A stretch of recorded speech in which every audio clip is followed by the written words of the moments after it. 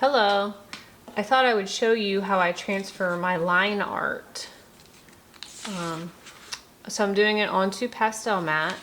So what I do is I print out 2 copies of my reference photo, the size that I want it to be, because I'm going to draw over this photo onto the Pastelmat. And the other one I use for a reference for size for when I'm drawing my work. So I'll put that one to the side. That one's better. I had to tape this one. So what I'm gonna do is color the back of this reference photo with pastel all over and then draw it onto this Pastelmat. So it saves a lot of time. I used to grid out my drawings and do them all from scratch, but to be honest, especially when you're working with pastels, you lose all that intricate line work anyway, so I really don't see a problem with just doing it this way. You're gonna have to use your placement skills and all of that anyway, so I say if you can save time, do it. So just flip your printout over and then get some sort of a pastel. I'm going to use a dark one because I'm drawing on brown pastel. Maybe I'll do, okay, my darkest, what would that be? Hopefully this will work. This is kind of a purpley brown. I wouldn't even care if it was black. I'm using a stick of pastels. These Rembrandt. Yeah, that's alright. Got it out of the box and can't get it back in there. So I find that these work well. They're just Rembrandt. If you can see that. A box of Rembrandt dark shades is what it's called, but I have different colors that I'll use.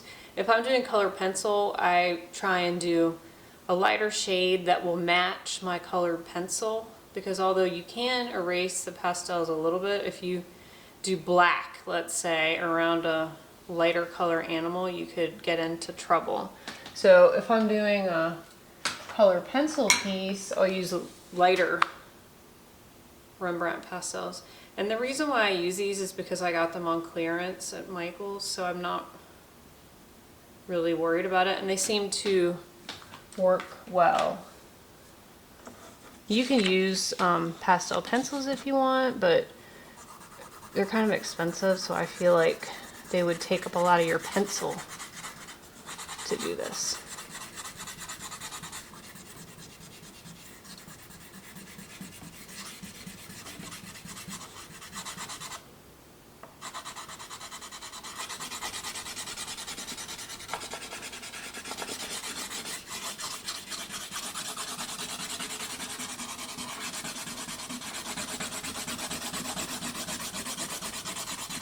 Makes a horrible noise, I know.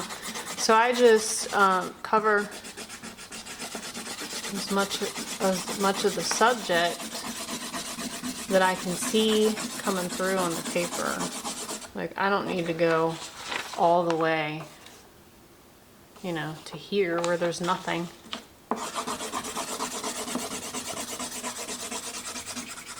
You can just eyeball those trees if I want to add them in.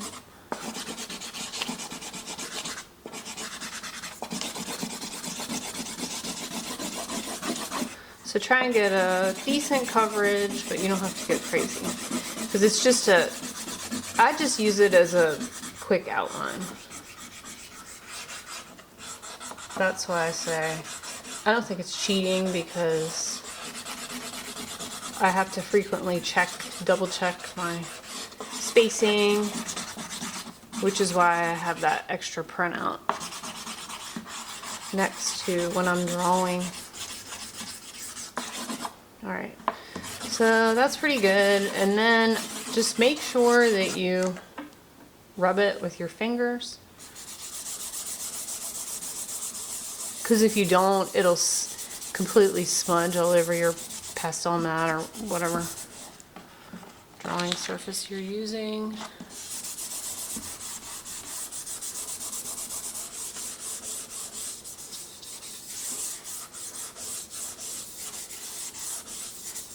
All right, so I like to have borders around my drawings so that when I get them framed, there's a little bit of extra on the side of the paper for the frame to be on top of. So what I usually do is measure, so I've cut my pastel mat. This is going to be a 9x9 piece of artwork. So usually I do a 1/2 inch border, but because I'm using a piece of paper from the packet of pastel mat, I don't have that much space. So I just made sure I had 9 inches in the center on the length and the width, and then I'm going to tape to whatever's left, which is roughly 1/4 inch. And I like to use painter's tape, and it's a hideous blue, so I cover it with masking tape or drafting tape. So sometimes I use drafting tape or masking tape, but it will stick from time to time. And I don't think there's anything more annoying than when you're completely finished and you want to rip that off and it peels your pastel mat or whatever surface you're working on. So I use the painter's tape. And I just put some tick marks. You probably can't see those on here. I can't tell if that's straight. I'm just taping it to my drawing board, which is on my art desk. I think it's pretty straight.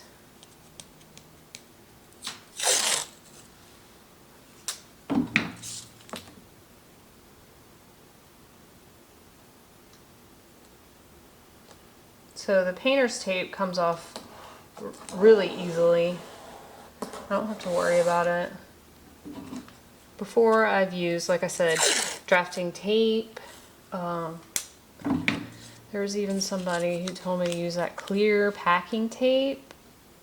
And she's in a different country, so I don't know if it's stronger in America, but man, stuff ripped my paper, so I can't use that. And I think the masking tape is okay for a little while, but if you leave your drawing taped up for a long time, it can really pull off your paper. Alright, so now I just have drafting tape because I bought that because I thought that would work, but it doesn't. So the reason why I'm covering it up is because if I'm drawing and I look at this blue surrounding my artwork, it's really going to mess with my brain when I'm selecting colors. So I'm going to cover it up. This was actually the suggestion of somebody I saw in a Facebook group. And people were discussing what to use so that it doesn't rip your artwork.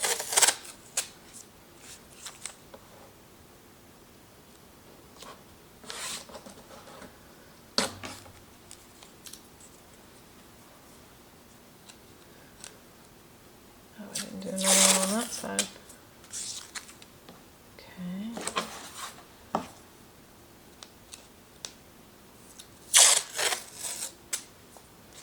I do know that if you're working on maybe a hot press paper or a color pencil paper, then something that works quite well. Let me see if I have any of it in here. Oh, I do, it's all lit now.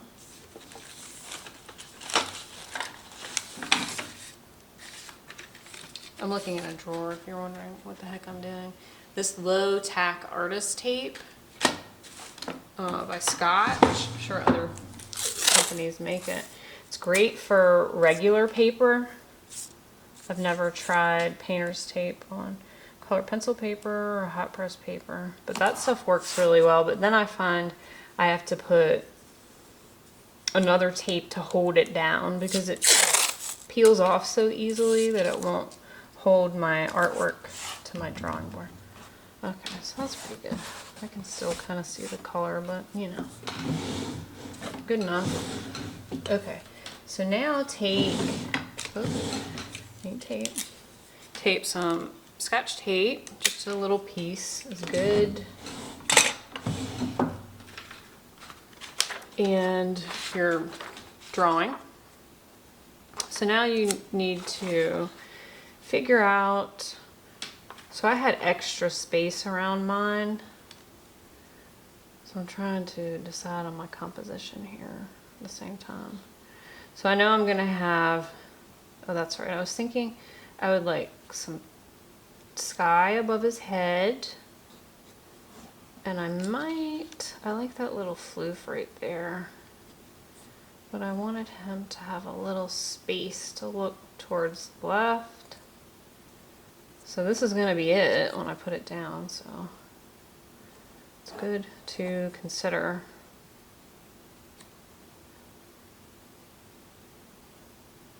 And I think what I'll do is I'll just put the tape at the bottom. Usually I put it at the top. I don't want to mess up my pastel mat. So then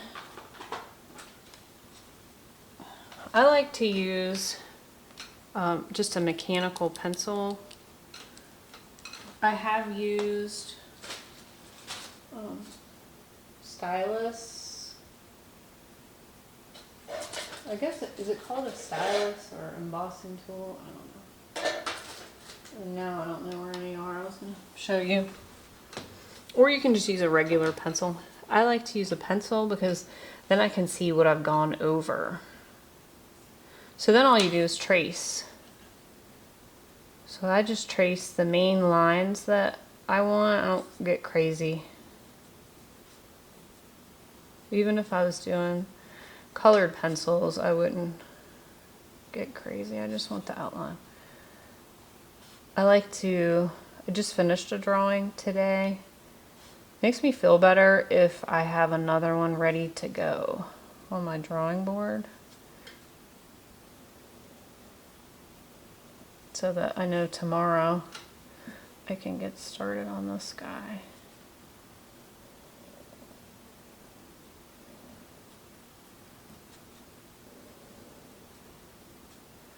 So, it's a good idea to make sure, so pull back your paper almost immediately after you start drawing your lines.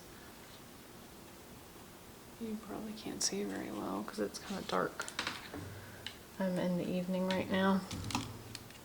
But it is transferring, but you want to make sure it's transferring or you're going to need to put more pastel down or reconsider the color you're using.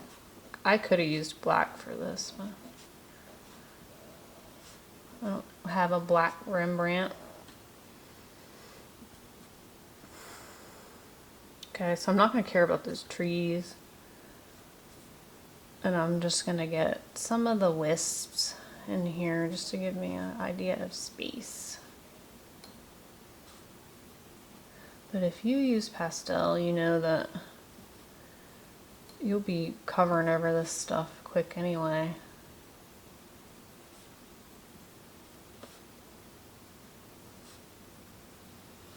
I kind of think about it just as a guide.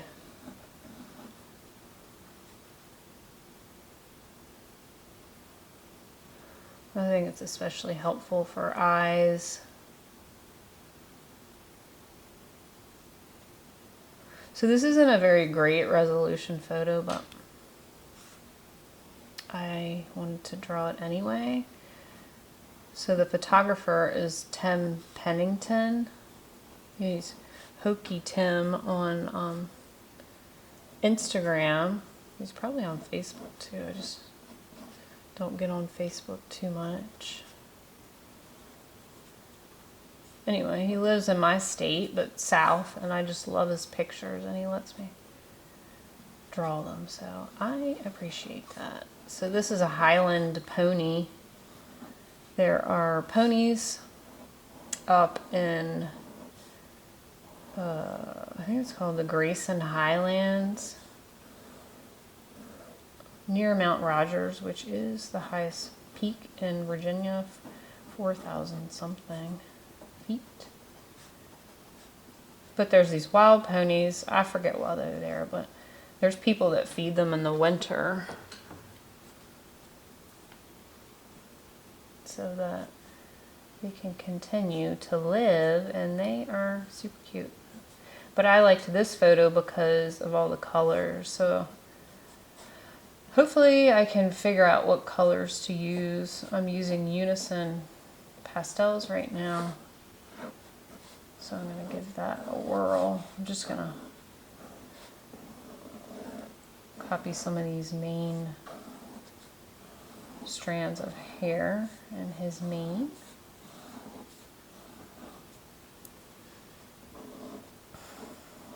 You're not supposed to feed these guys for obvious reasons, but probably, you know, you're not supposed to feed any wild animals. 14 years ago, no, maybe 13 years ago, my husband and I went on a hike up there, and we saw them, and I gave one an apple because I was an idiot, and he was so cute, and he took, I don't know what I was thinking, like he would just take a bite of the apple, and he took the whole thing out of my hand. But I guess you're not supposed to do that. Alright, so then you can double check.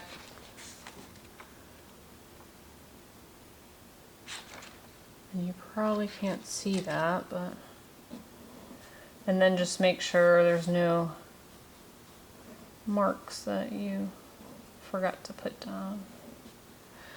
So if you're doing pastel, I don't know, I would say use medium pressure, because you have to use enough pressure to get the lines down, but the problem is you can create indentations. Oh, I forgot this eye right here in your surface, so just be careful about that. You want to use medium pressure, not too much. So with the pastels, you'll be able to cover it up more than color pencil. But I have run into that with the color pencil. I just put the horizon line on there to be helpful. Okay. So that's how you do it. So the next thing I would do is just take, if you're working in pastel, I'm going to take a black one or a dark brown one and go over the lines and darken them a little bit that I think that I really need. If you're working in color pencil, you might not want to do that unless you go over something with the outline that's going to be close to the color that you're going to put in that specific area. So it gets a little tricky if it's a lighter color animal. Anyway, I hope that was helpful.